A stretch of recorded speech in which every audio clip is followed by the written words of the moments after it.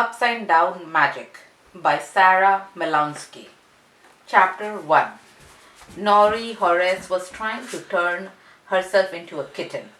The kitten had to be a black kitten, and it had to be completely kitten shaped. It was the middle of summer. Nori was hiding in her family garage. Kitten, kitten, kitten, kitten, she thought. She was hiding in a case something went wrong. She didn't want anyone to see.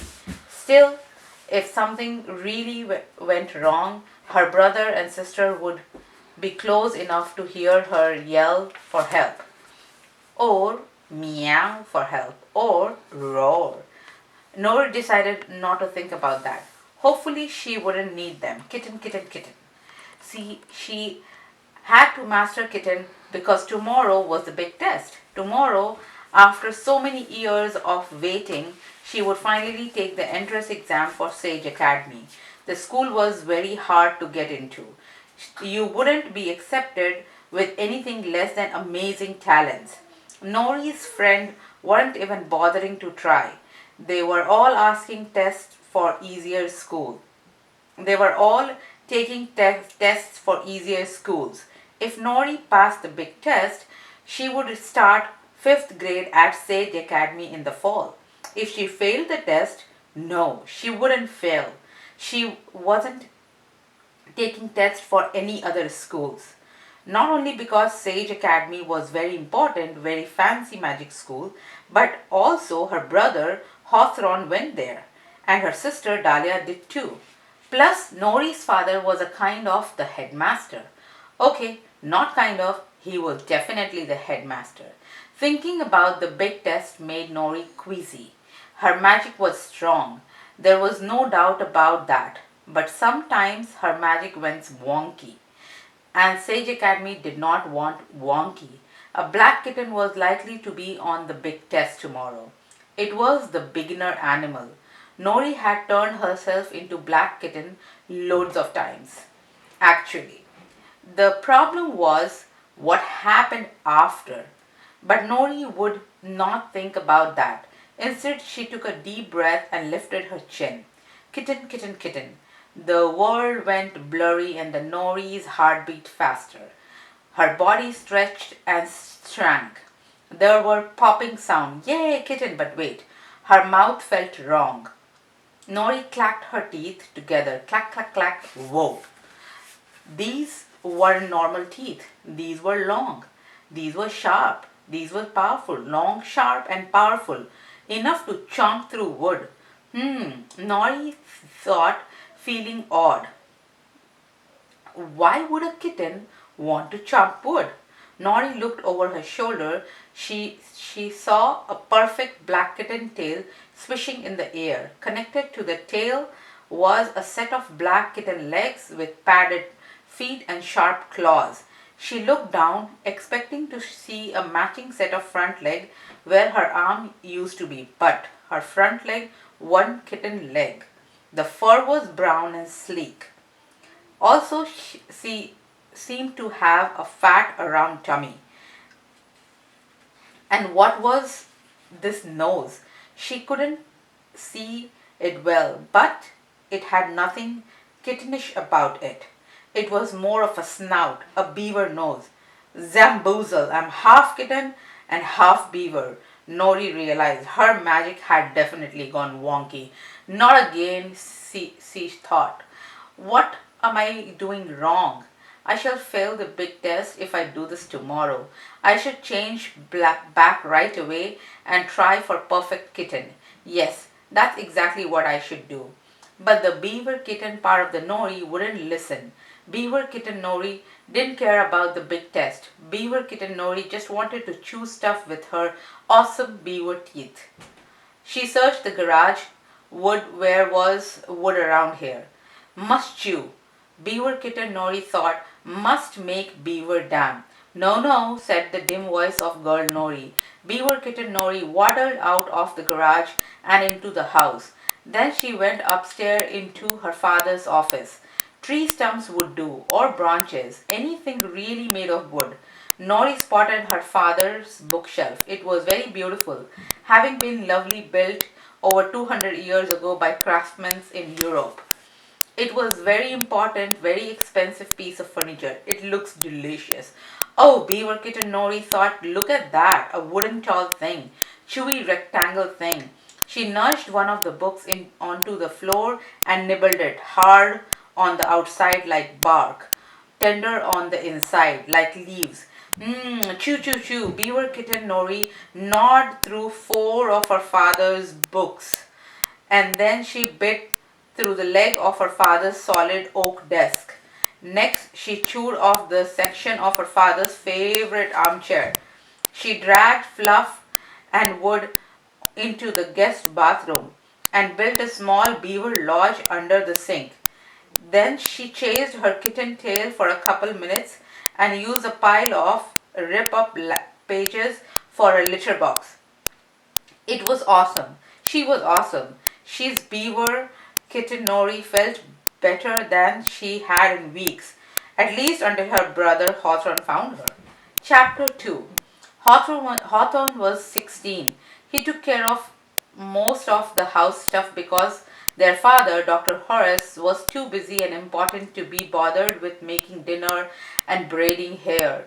And because of their mother wasn't around, she had died a long time ago, Hawthorne liked sports and cooking and bossing people around. He also liked setting things on fire since he was a flair, a really good flair too. His power never went wonky. Nori, Hawthorne cried now, staring at the beaver lodge. What are you doing? Beaver Kitten Nori tried to rub her face on the Hawthorne pant leg. I don't even know what you are right now, he went on, but you better change back and help me clean up. Seriously, what have you done? It stinks in here. His voice made Beaver Kitten Nori tremble. Nori, change back now, Hawthorne yelled. Poof! He scared Nori into returning to her proper girl shape. Big hair, small body, brown skin, purple shirt. There was a bit of armchair fabric stuck in her teeth. Yuck, she spit it out. This was a disaster. The office and the bathroom went smelly messes. Father's favorite armchair looked like it had exploded. His antique desk tilted dangerously on three legs. Some of his precious books now reassembled coleslaw. He was going to be really, really angry. Sorry, Nori. Sorry, Nori whispered. Hawthorne looked mad and scared. Just help me clean, he told his sister. We don't have long. Together they fixed up the damage as well as they could. They filled garbage bag after garbage bag. They wiped surface with spray cleaner.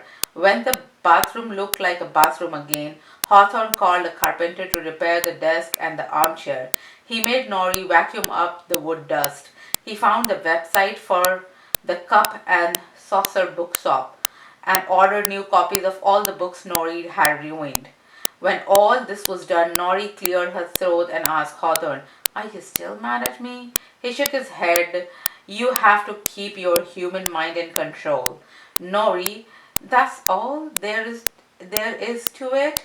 I know. And when you turn into an animal, turn into a normal animal, he snapped. Stop mixing your parts up. You are getting really wonky and nobody likes it. I was practicing kitten like you told me to, Nori explained. And then the beaver part just happened and everything went upside down. That's what you were, asked Hawthorne. A kitten beaver? Kitten beaver, actually, said Nori. She thought for a moment, then grinned. A bitten. Whatever it was gross, Hawthorne said.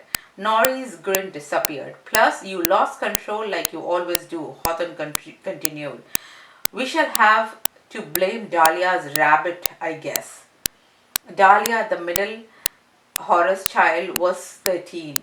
She was a fuzzy and had lots of pets, including 2 bats, 3 toads, a ferret, a Tucson, a pair of mice, and 12 rabbits. They weren't well behaved. The ferret pooped on the carpet, so did the toads, and the bat were always going in people's hair. It wasn't a stretch to blame Nori's mess on the bunnies. Still, Nori felt guilty. The rabbit shouldn't get in trouble for her mistake. Neither should Dahlia. She twisted her hand. Shouldn't we tell father what's really happened? No, Hawthorne said. We don't want him angry at you. Not the day before the big test. Nori bowed her head. Maybe Hawthorne was right. Some lies were safer than the truth. Up until summer vacation, Nori had gone to ordinary school like everyone else her age. Nori's ordinary school was called Woodydale. It was a kindergarten through fourth grade, just like all other ordinary school. Nori had studied reading and writing, maths and science, gym, arts and music. The one thing she hadn't studied was magic, since a person's power didn't bubble up until around the time she or he turned 10. Once you were 10 and ready for 5th grade, you enrolled in a different school.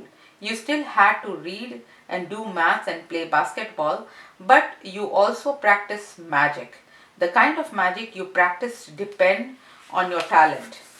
Some kids were flair, they had fire talent like Hawthorne.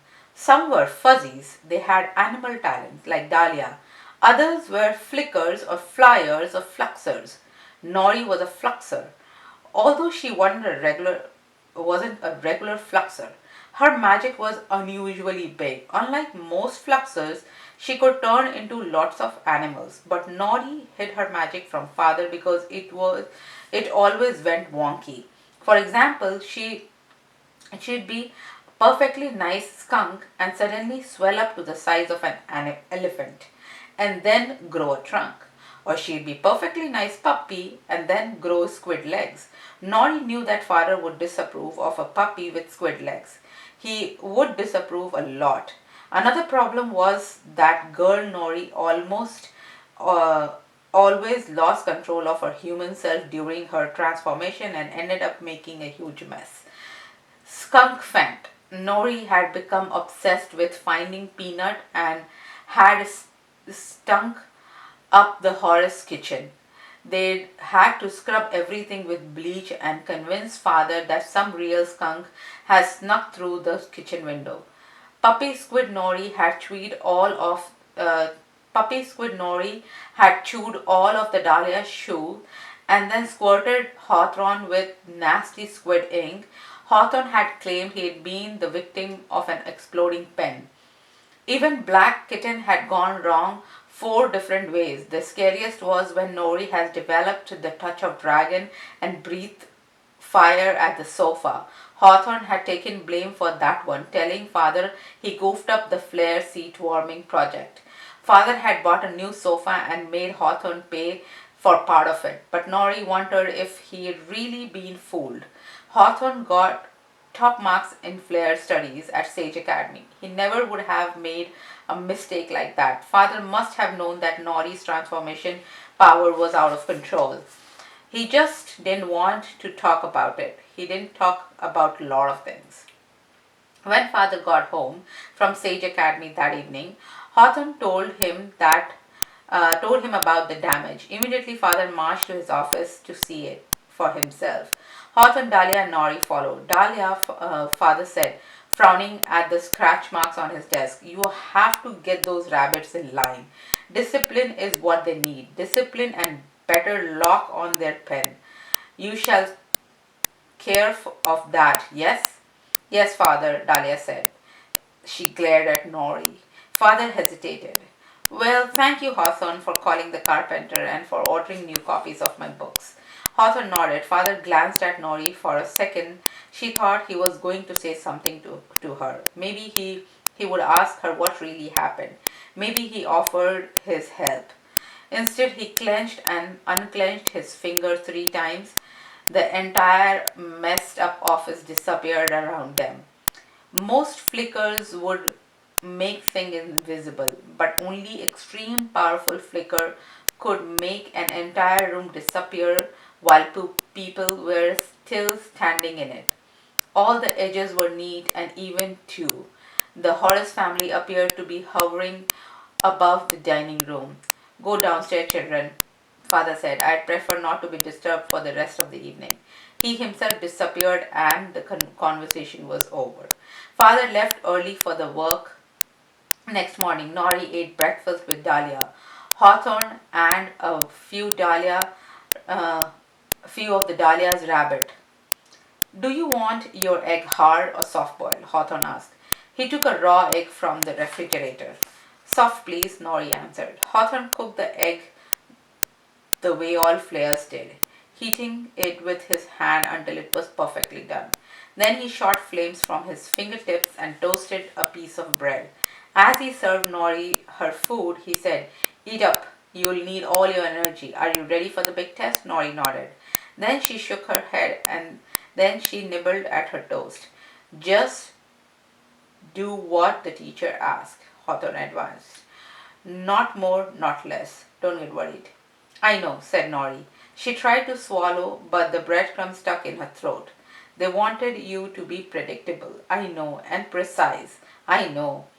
So get your details correct down to the whiskers, okay? Keep control of the animal body, okay? And braid your hair tight.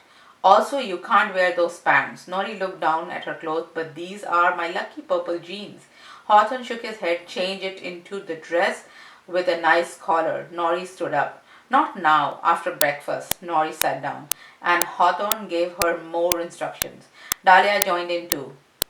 They talked at her while she tried to eat. They talked at her through the door while she changed her outfits. They talked at her all the way to Sage Academy, which was a 10 minutes walk from their house. They led her through the school gates and paused. Hawthorne placed his hand on Nori's shoulder. Whatever happens, whatever you turn into, don't lick anything or eat anything, said Dahlia. Hawthorne hugged Nori. Just do your best. And pass the test, Dahlia added. Not that we are worried, they said together. Then they were gone. Hawthorne was expected at his summer job. Dahlia had an appointment with her maths tutor. Nori was on her own. The building that held Sage Academy's Hall of Magic and Performance was tall and made of stone. Gargoyles looked down from above. Inside, Nori found a line of kids standing with their parents. They were all there for the big test. Mothers smoothed their children's hair, fathers patted shoulder and buttoned cardigan. Nori's dress was itchy. In front of her was a light-skinned girl with a sharp, short haircut. Her features were small, her hands were small, and her feet were small. The only big thing about her was her glasses. They had black frame. Each lenses was the size of a large cookie. The girl's dad spoke to her in low voice. You can light matches, Lacey. We know that, but let's go over the marshmallow. Golden brown is 4 seconds. Slightly burned is 6. The girl Lacey recited. Her lips trembled. If you undercook it, you won't get into the Sage Academy, her dad warned. If you overcook it, that's even worse. Lacey nodded. Don't mess up, said the dad. Lacey's hands started to shake. Nori felt bad for her. She didn't think Lacey's dad was being particularly helpful. She tapped Lacey's on her shoulder and smiled. This is scary, isn't it? Nori said. My stomach is like a huge knot. Lacey whipped around. Shh! Don't you realize people are concentrating? People are reviewing their magic techniques? Nori blushed. She chewed the inside of her cheeks and waited. The line moved forward. Now 10 kids were in the line ahead of her, then 8, then 5, then 1. Lacey's name was called and a look of pure panic flashed across her face. Good luck, Nori said. Shh, Lacey said again. She smoothed out her expression, shrugged off a hug from her father, and marched into the Hall of Magic and Performance to take big test. Silence, more silence. Then from behind the Hall of Magic and Performance door, great racking sobs. Lacey burst out of the room, ran towards the long hall, and pushed through the heavy doors of the building. Lacey, the girl dad cried, dashing after his daughter. Lacey. Lacey's wails sounded ghostly. Nori shivered. It was her turn. The Hall of Magic and Performance was very grand. The ceilings were painted with dragons and unicorns. The seats were covered in dark purple velvet. The curtain on the side of the stage were gold. A large chandelier hung from the ceiling, lit by candles. On stage was a wooden table that looked to be as old as the school itself. Nori walked in onto the stage and faced the audience. Seated in front row were the four teachers and her father and the headmaster. He wore his second best suit. He didn't smile. He sat rigid. He didn't have to tell anyone that Nori was his daughter. Everybody knew. Nori's legs wobbled. State your name, commanded Mr. Pathur. Nori had met him before, when she'd attended school events with her sibling. In all those times, she'd never seen him smile, not once. Eleanor Boxwood Horace, she answered. But everybody calls me Nori. Mr. Pathur drew his eyebrow together. We will begin with basic test. Miss Horace, if you show talent in one area of magic, we will ask you to see more of what you can do in that category. Nori nodded. For example, continued Miss Pathur, the flare test begin with the lighting a match. If you can do that, we will ask you to roast a marshmallow, then cook a egg and so forth. Nori nodded. However, if you cannot light a match, you are not a flare, in which case we will move to next category. Do you understand? Yes. Please approach the table. Miss Horace, Nori stepped forward. On the table was a box. You may open it, said Mr. Pathur. Nori opened it and pulled out a large, warty toad. It croaked and blinked its bulging eye. Make the toad disappear, Mr. Pathur instructed. This is the flicker test, then thought Nori. Making things turn invisible like her father could. Nori figured she might as well give it a shot. It would be a great to be flickered like her father and not a messed up fluxer. She closed her eyes. She tried to erase that toad with her mind. She really tried. No toad, no toad, no toad. She opened her eyes. Toad was still there. Its eyes were still bulging. The teacher made mark on their notebooks. Nori's father pursed his lips and made the toad disappear himself. Next, Mr. Pathur stepped onto the stage and produced a box of matches. He set the box on the table, took out a single match and held it out to the Nori. Light this for us without striking it.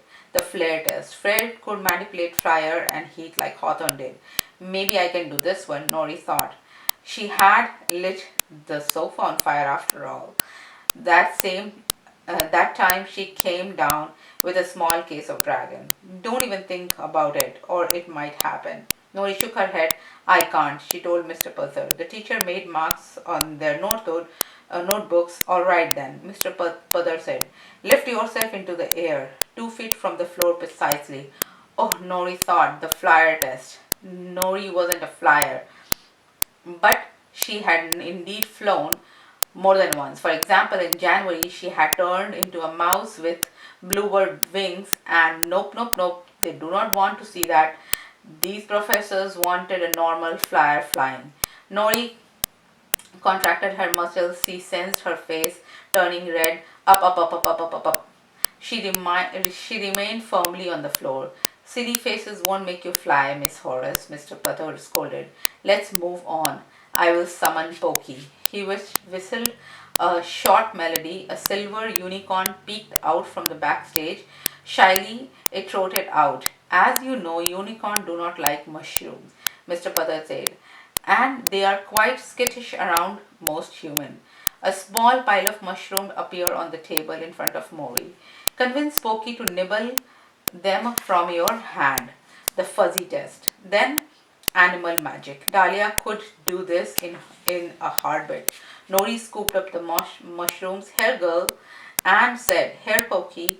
She took the step forward toward the unicorn. Pokey whined and stepped away. No, Pokey, you like mushroom. Yummy, yummy mushrooms. Pokey stepped back again. Enough, Mr. Puthard said wearily, but Nori kept trying. Come on, Pokey. Be a big, brave unicorn. I won't hurt you. She took a deep breath. Eat the mushroom. Um, Pretty please. Nori moved a step forward. Pokey reared onto her hind leg and bolted. She galloped 3 times around and the stage before leaping off and thundering down the aisle. She made a sharp right in the lobby and disappeared up the stairs. Nori wanted to hide. 4 tests failed. Pokey afraid. Mr. Puthard expectorated, her father frozen in his seat. Still, the Fluxer test would be the next. She could do it. She knew she could. Chapter 4. Nori's father's rose. There is one category left, he said in the great, booming voice. It was the voice he used then addressing large crowd, also sometime at home. Please turn yourself into a black kitten, Mrs. Horace. Nori concentrated hard. Kitten, kitten. She thought kitten, kitten. Like before, she felt her body shifted, her vision blurred, popping noise. She concentrated on the details she knew the teachers would want to see. Whiskers, claws, a bit of fluff in the ear, and Nori was a kitten, a black one too. From what she could see of her paw. Very nice, said Mr. Puthard. Yes, yes, girl Nori thought. Kitten Nori purred. Dr. Horace, will you check the details? Mr. Puthard said. Nori's father climbed on stage. He looked down. A kitten Nori. She jumped onto the table and licked her paw, showing off. Father's eye was serious behind his glasses, but kitten Nori thought he looked pleased. He bent over her. His senses went on high alert. What was the good smell? Fish, fish. Ignore that fish. Girl Nori tried to tell kitten Nori father liked to eat smoked salmon for breakfast. Then there was a smell of it left on his hand. That was all, but kitten Nori couldn't help it. Fish, no fish for you. Father reached to pet her. His hand smelled yummy. Fish, fish. Kitten Nori jaw unhinged like snake. A snake. That was a snake kitten now. A snitten. Snap. Nori chomped her father's hand with hers. Snitten jaw. He yelped in pain and tried to shake her off, but she held on. Fish, stop it now. Fish, that is not a salmon. That is father. Fish, you will never get into the Sage Academy if you eat the headmaster. Fish, stop. Fish, your entire future is at stake. Oh, fine. With a wrench, Snitten Nori let go of her father's hand. Slowly, Nori felt the snake in her disappear. Phew, now she was just a kitten again. A good black kitten. She was pretty sure. So maybe she could pass this test after all. It had been only a minute of the snitten. Maybe they hadn't even noticed. Nori felt a tingling on her shoulder. What was happening? She squirmed to look. Oh no, she had sprouted wings, enormous wings that were 3 times the size of her kitten body. Her huge claw burst out of the kitten paws. Flap, flap, roar. She leapt into the air. She swooped around the auditorium with her big dragon wings. She was full of dragon kitten now. How awesome is this? Dritten Nori thought. So awesome. Girl Nori disgraced. No, no, not awesome. Just be a normal kitten. But Dritten Nori wasn't going to listen. No way. Flying is too much fun. Maybe it's time to breathe some fire. Yeah, no fires, thought Girl Nori. Yes, fire, thought the Dritten. And that unicorn was yummy snack a unicorn would be. Wait, thought Girl Nori. Stop. Calm down, fly lower. Maybe this could still fix thing. In fact, she had an idea, a good idea. And if the idea worked, Nori might get into Sage Academy after all. Dritten Nori flew down from the high ceiling of the hall. As the teacher watched, she flapped her wing and hovered over the sage 2 feet above the floor precisely just like flyers test. Did the teacher notice? Yes, they did. They were scribbling in their notebook. Then, because she might as well try, Dritten Nori went for the flyer test with a great puff. She set an entire box of match on fire. Woohoo, Fluxer, Flyer, and Flare. That was 3 out of 5 categories. Would they consider her a triple talent? Even if they didn't, it was going to be okay. She had a